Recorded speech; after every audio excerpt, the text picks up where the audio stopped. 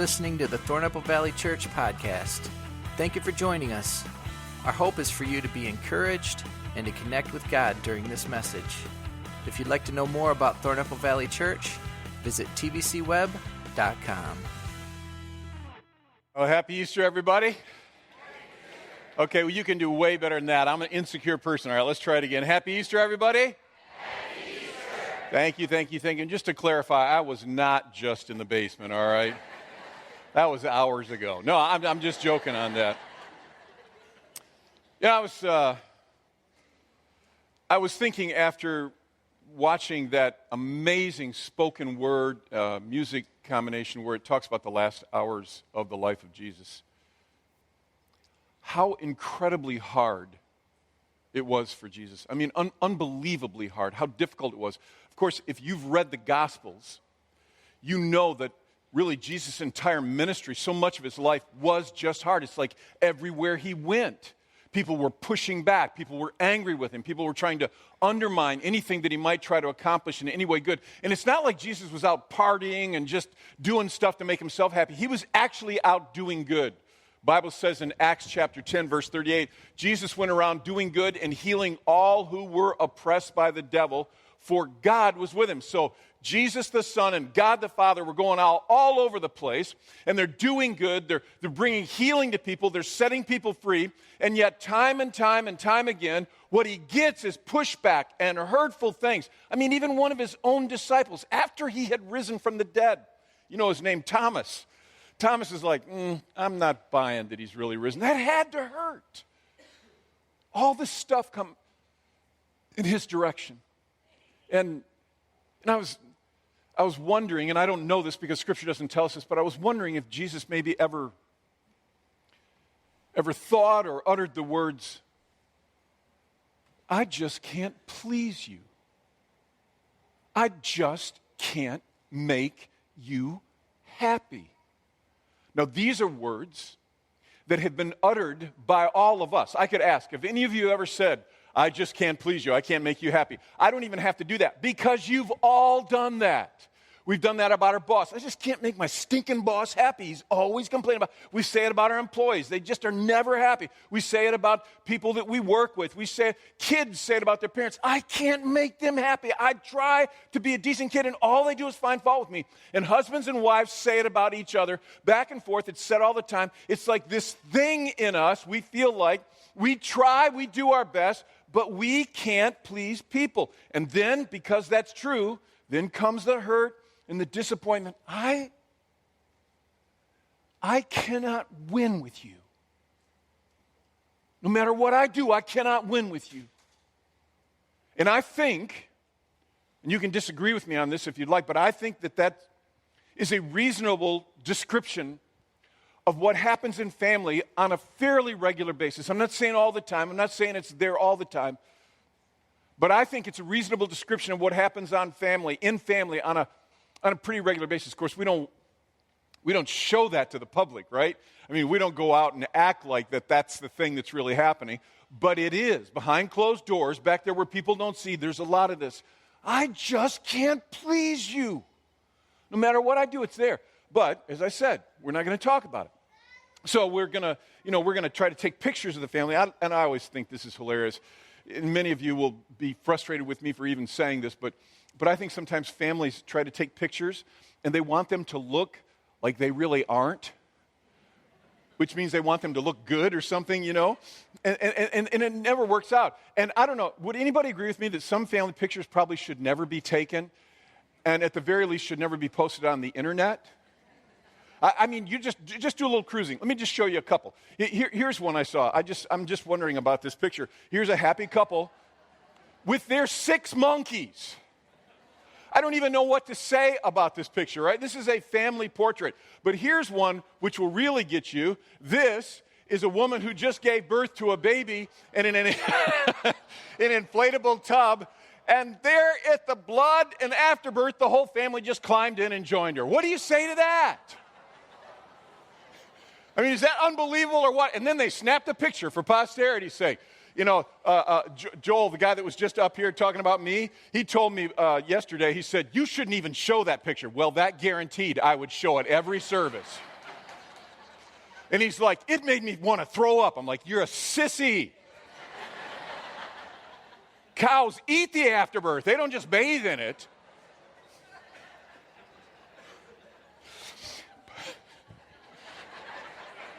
Some of you are like gone now. I don't have anything I say, you're not going to hear a word I say. But this is true, though. I bet there's tons of you who have gone to professional photographers to try to get the perfect family photo. You know, you dress just so, you get everything just so. And it was a lot of years ago now that my wife had convinced me that I needed to take my youngest son, Joe, to a professional photographer and just have our portrait taken together. She thought that would be really sweet, really cool, and so I'm like, okay, I will do it. So we go up there, and after spending a long time with the photographer, I'll show you the picture that we ended up with. This was, as you can see, a long time ago. And when you look at this picture, let's just leave it up for a minute. When you look at it, it looks so sweet because there's Joe, and it's kind of like he's got this reflective look looking off up into the sky. Let me tell you what that is. That is a face after an hour and a half of acting like a demon. The only picture in every one that he took that we could actually use. That is a picture of a boy who is miserable and hates his father. And that half smile that I have on my face, that is not a smile. That is just something frozen there. And I have murder in my heart. Anybody know what I'm talking about? You said, sometimes you look at these family photos, you look at these pictures, and it's like you realize when you look at them close, between the cracks, under the veneer, you see things are not all that great. That's the truth about family. I don't think anybody questions the fact that family is hard. Now, in fairness, I'm not saying family's always hard. I'm not saying that they're not good. There can be wonderful and amazing and great times in family. That is all true. But the fact is, and I don't want you to miss this, every family has levels of pain. Every family. It will wax and wane. It comes sometimes hard and sometimes it's not there. But every family deals with this. And one tendency that most of us seem to have is that we think that our dysfunctional family is unique to us. We look at other people. You came in this weekend to church here at the Hastings campus or at one of our other campuses and you look at other people and you look at them and you go, don't they look like the best family? And then the next thought is, why does everybody else have a decent family and I'm in the wacko family? Why does that? And we think that. We actually think that. And then, of course, you watch what people post on social media, which is insanity. She's writing about her husband on their anniversary. You've been the wind beneath my wings all these years. No, he hasn't. Unless he's gassy or something, maybe. Can I just pull the curtain back on this stuff, folks? Can we be honest about this? Do you want to know what I've learned in all these decades of ministry? You are messed up. And so am I. And the truth is that all this stuff they post, you had me at hello. That's, no. It's like you had me at hello and 5 minutes later, you lost me. This is the reality of who we are. All of us, every single family, there is pain. Underneath all of that stuff, when you pull back the curtain, I'm talking every single family. I came from a reasonably healthy, middle-class American family. I was well-fed. I was clothed. Our family went to church together. I went to school. The boys, my brothers and I, we all got decent grades and all that. We looked like a together family. But the deeper truth is that at home, behind the closed doors, when you didn't see us sitting in church or out in a public place, we were not the Cleavers from Leave It to Beaver. We had all the classic family issues, all the stuff that people struggle with, they happened. I think I started stressing my parents at an early age, which is what all children do, and all the parents said. It's just true. If you've had kids, you know it. It's like you love them, and you don't know what you want to do with them at other times. And my mom used to love to tell me stories about how I would have embarrassed her, done something. And I remember she told me this story repeatedly because it was like maybe something that kind of just, it embarrassed her. But she said one day she had a friend come to the house to visit us, and I must have been 3 or 4 years old enough to talk, not all that old. And the woman, I guess, was a little bit overweight. I don't remember any of it, of course. But the woman was a little bit overweight. And I walked into the room where she was with the woman, and I looked at the woman, slapped my hands over my eyes, and said, "She's so fat I can't even look at her." Thank you, son. You've done your job. You can go now. Any parents know what I'm talking about? It's like, I gave birth to you so you could destroy my life. Well, of course, Mom, she talked about how tough it was, but Mom had, well, you know how the saying goes, right? What goes around comes around. So Mom had 3 kids, but Ann and I, we had 6. So I've been paid back in spades. In spades. Let me give you just one example, all right? My middle son, Michael, when he was young, never had any shyness about showing his anatomy anywhere and everywhere. I remember a very specific time here at the Hastings campus, out in the lobby. Mike is probably 4 years old, something like that. And he's talking to a guy that he knew, and the guy was telling him, the guy knew who Mike was, and he was telling him that he'd had back surgery. And Mike found that very interesting. And he asked him about it, and the guy said, "Well, they cut my back here." He said, "They cut it open and pulled it open and did some work in there." And the guy said to him, he said, "You want to see my cut?" And Michael's like, "Yeah." And so the guy pulls his shirt up, pushes his pants down a little bit, and shows him the incision. He said, "That's my cut." And Michael looked at that, and he looked at it, and he said, "I've got one of those," turned around, whipped his pants down. That would be the pastor's son in the lobby, what I think was TDC's first church mooning. So proud of my boy.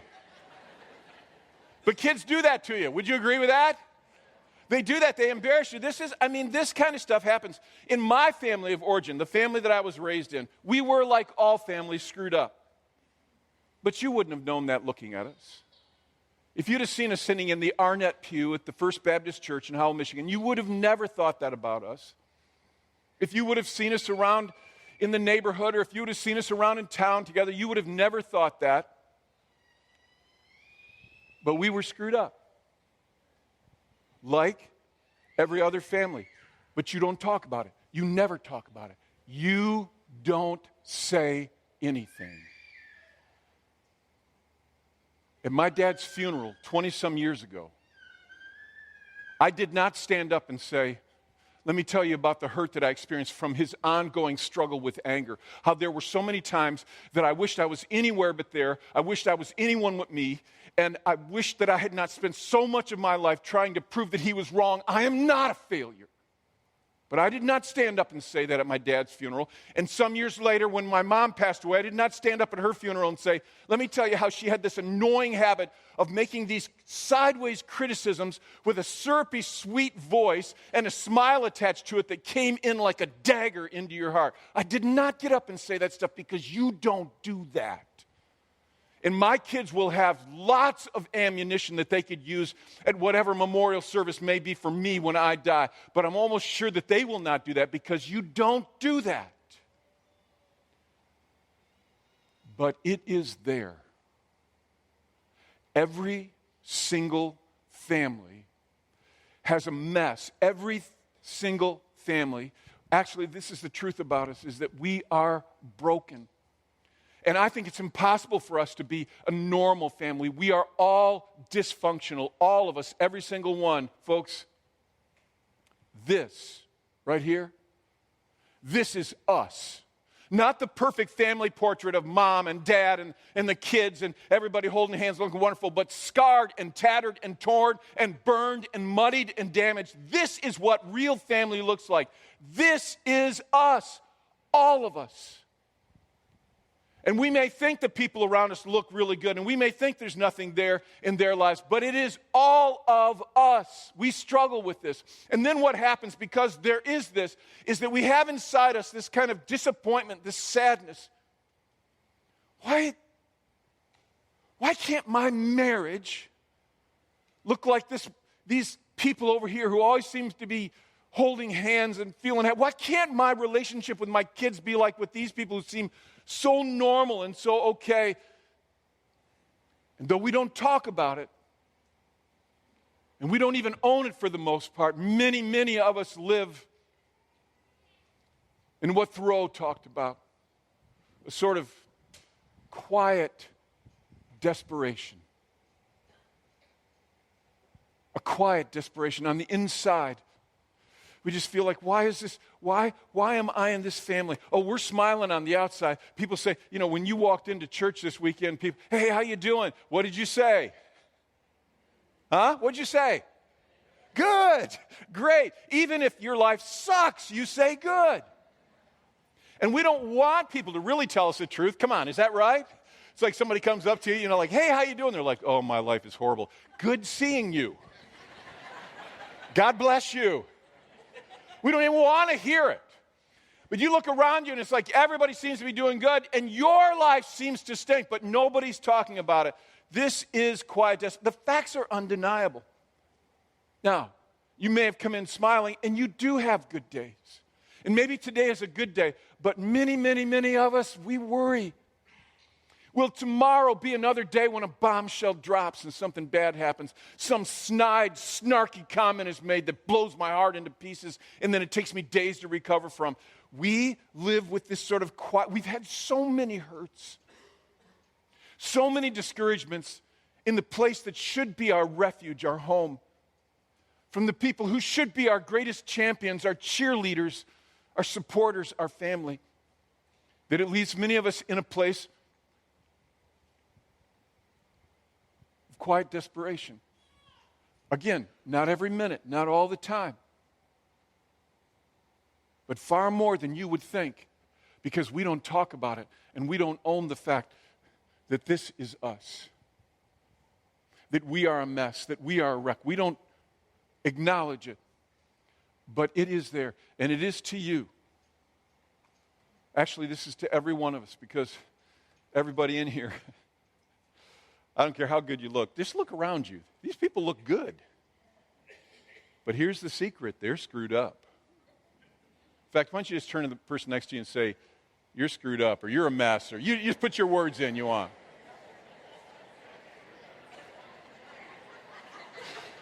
Oh, you're enjoying this way too much.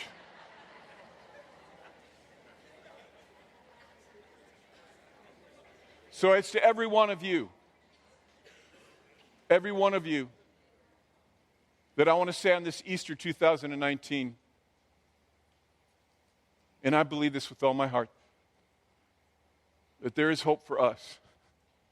Screwed up as we are, messed up as our families are, difficult as life is with each other, I believe this with all my heart. There is hope. And I know it sounds cliche. I know that it's easy to just go, yeah, whatever. You don't know what I'm experiencing and all of that. But I want you just to consider this. I want you to think about it this weekend. I know you will have times of pain. See, I'm not saying that your life is going to become perfect if you just listen to what I say. I know it will be hard.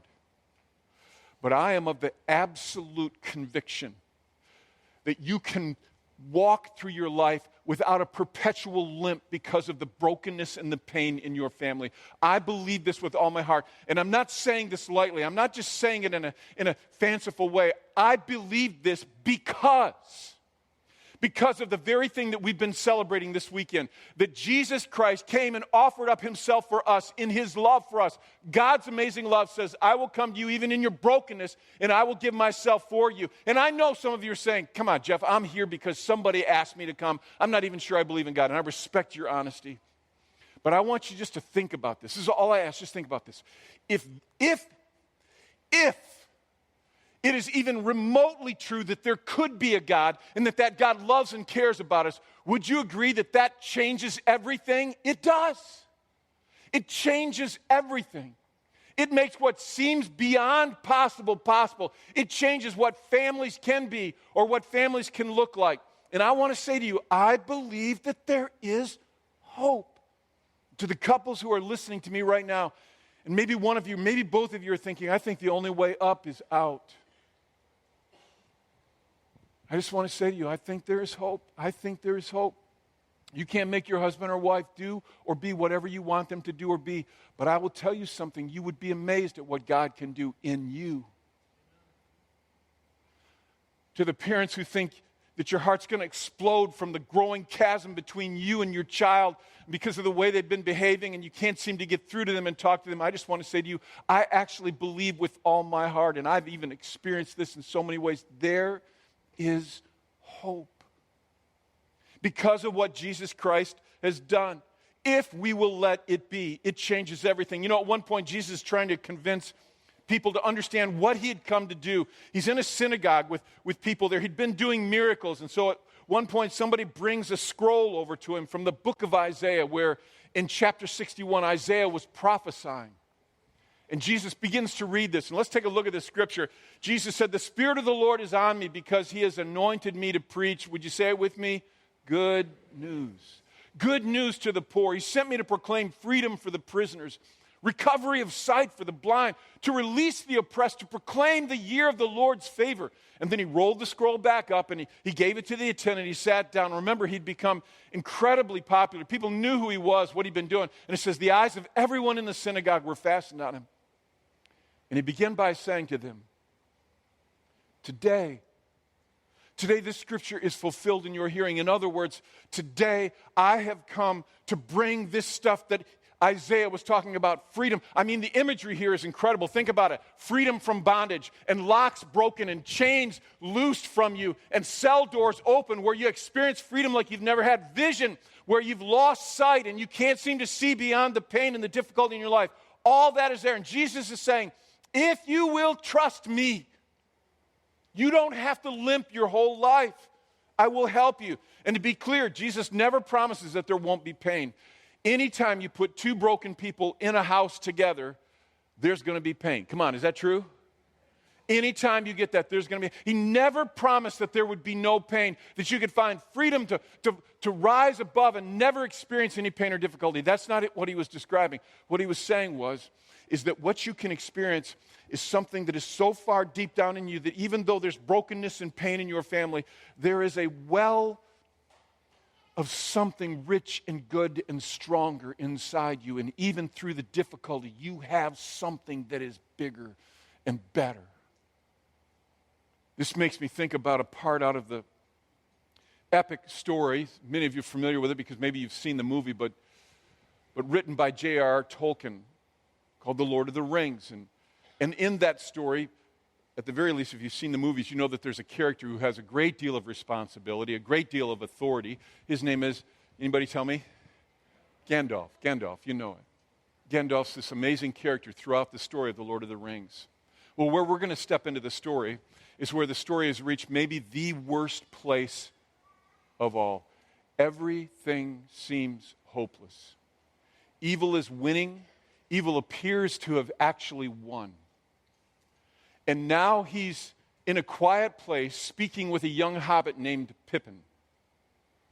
And as they're talking, and this is very serious because it looks that all is lost, suddenly Gandalf bursts out laughing, which shocks Pippin. And I don't think this scene is in the movie, but this is what it says in the book. Tolkien writes this. He says, Pippin glanced in some wonder at the face, Gandalf's face, now close beside his own. For the sound of the laugh had been gay and merry. And yet in the wizard's face, he saw at first only lines of care and sorrow.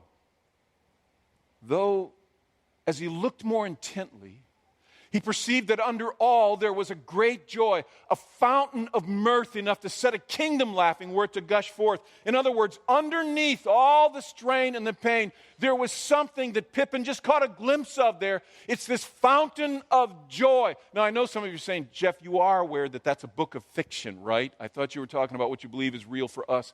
Yes. But what this story reminds me of so importantly is something that followers of Christ and people who are thinking even about it should never forget. And that is that even in the darkest times, there is a real God who really loves us and has never left us. Amen? Let me read it again. Even in the darkest times, there is a real God who really loves us and has never left us. Amen?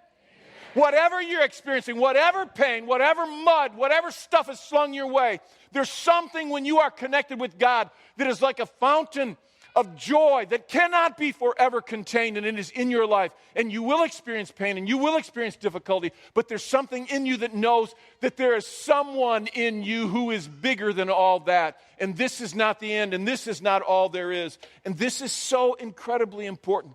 Through this series, we're going to talk about how we walk in joy and in health with our families. But let me say it again, this is us.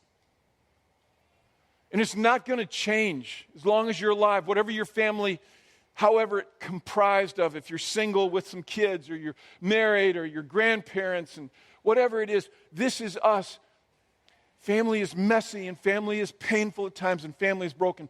But this is also us, because when we are connected with God, there is under us a fountain of joy that cannot forever be contained. And it changes how we see life. It changes how we do life. It changes how we approach our family. And listen to me, there is a way to move from quiet desperation to that fountain of joy. And it is not what many people think. It's not just running away. My parents are such crazy, insane people. All I want to do is get away from them. My wife is, my husband is, my whatever it is. It is not running away. Actually, no. What I'm talking about is not running away from anything. It's actually running to. It's running to that which is the central theme of Christianity. It's running to that which is what God freely gives us and what He calls us to share. It's running to a single thing. It's running to the grace of God. Would you just say this word out loud with me? Grace. Grace. Grace. Grace is where you come to the place and you say, I'm such a mess. We are so screwed up.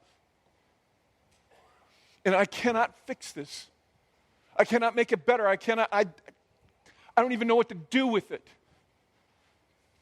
And grace is where you open up and just say, I need you, God, in my life. And God comes in, and it doesn't make everything perfect, and it doesn't take the mud all away, and it doesn't take the scars and the burn all away. But what it does is it brings under you a fountain of joy, which says, there is more than this moment, and I can love them even if I don't feel loved in this moment. And I am not without hope.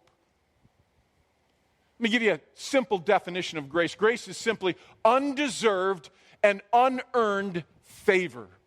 It means that you don't deserve it, you shouldn't have it, but you get it anyhow. Because, see, when we come to God and we go, I'm a mess, I need your help, you have to remember that God sees you.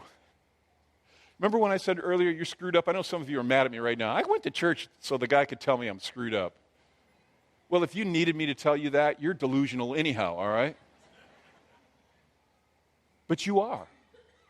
And so am I. And God sees every bit of that. He sees the pain, but He also sees those nasty thoughts that have gone through your head, those words that you have spoken to the people that you say you love, the damage that you've done. He sees all those things. This is what grace is. He sees that, and yet when you turn your heart in His direction, He just goes, come on up.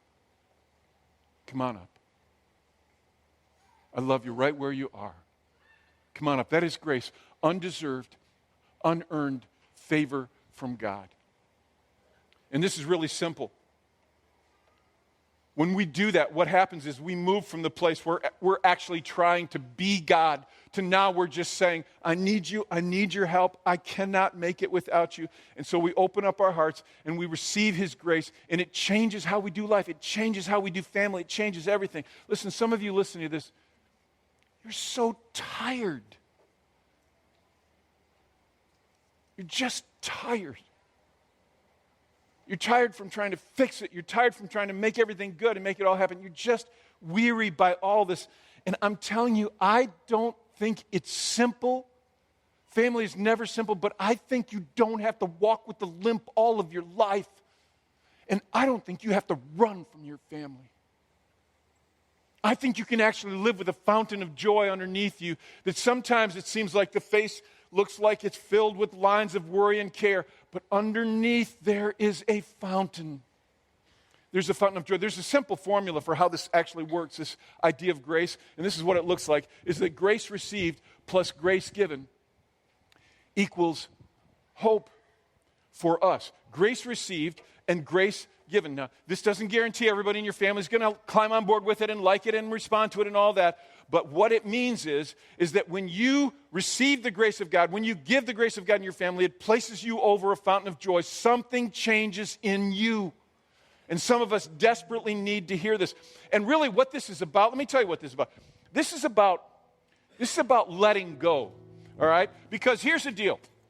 Most of us, we spend our lives, and a lot of you carried them in. They're not visible. You don't see them, but they're there. We carry around with us 2 bags. This first bag, let me tell you what this is. This is my tool bag.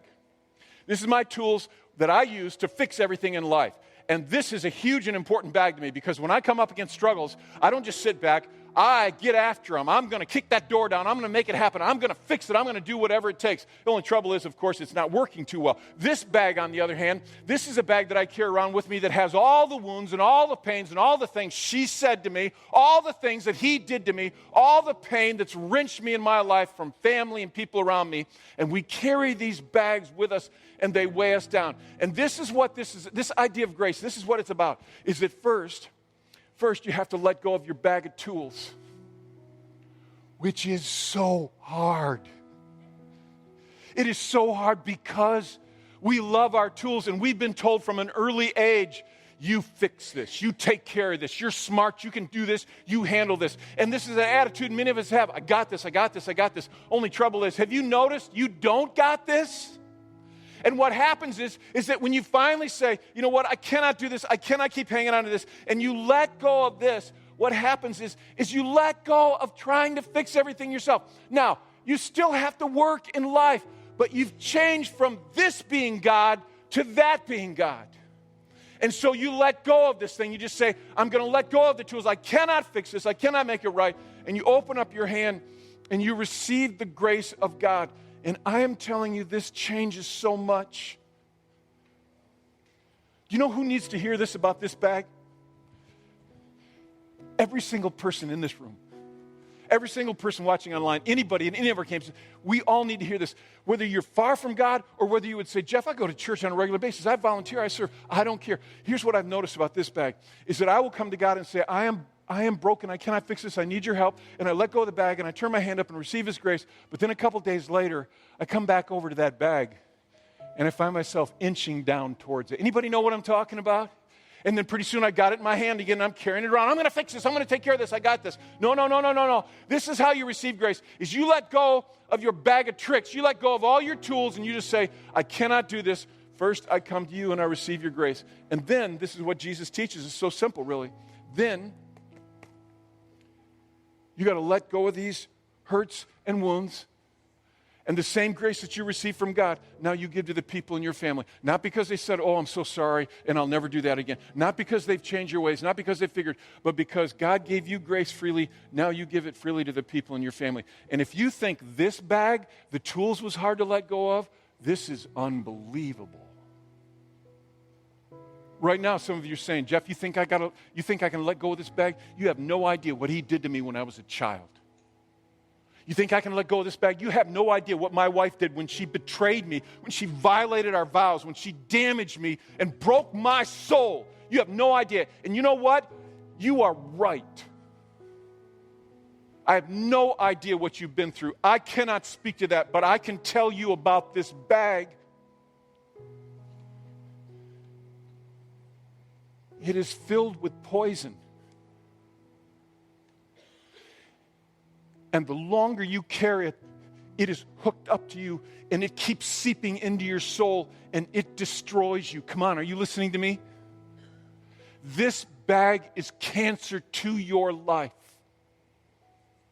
And the reason you let go of it is not just because, you have to, not because, I'll forgive them, dang it, and then no, you let go of it because God says, this is what Jesus actually, he used these words. He said, freely you have received. Say the next 2 words out loud, please. Let's say them again. What? You freely give it.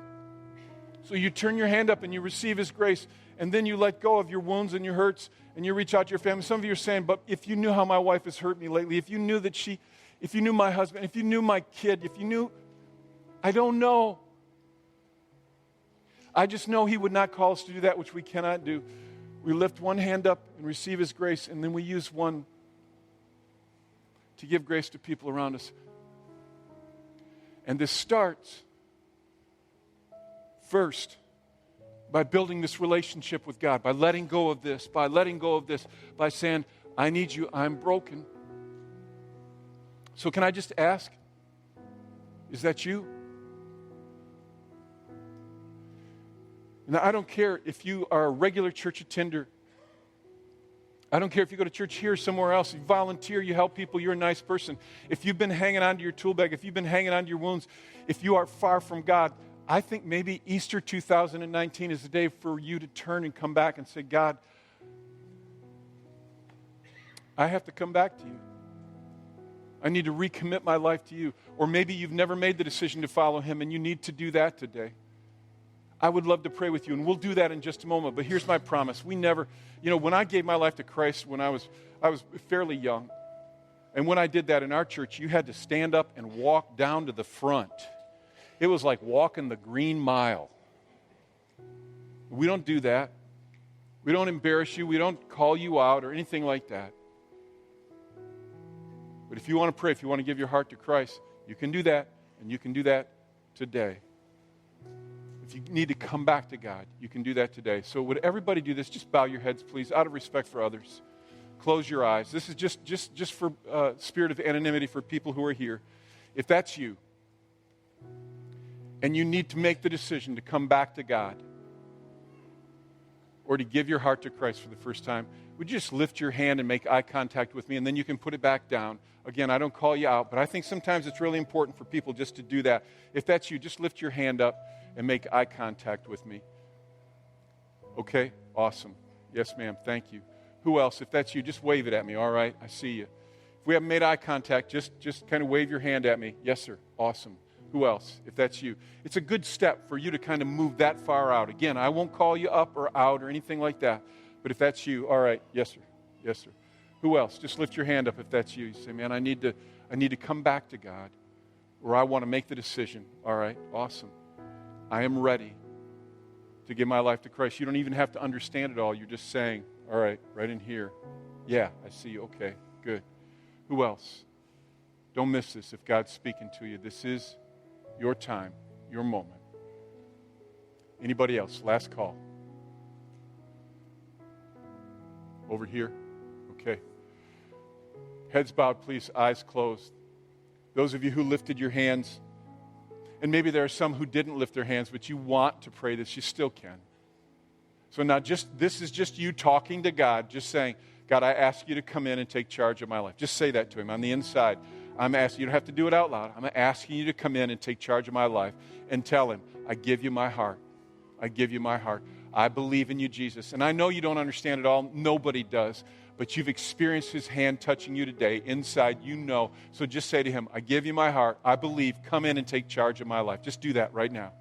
Come in, take charge of my life. I give you my heart. If you're serious, tell him, I mean it. I mean it. I'm coming after you, God. I'm going to walk with you. Come in.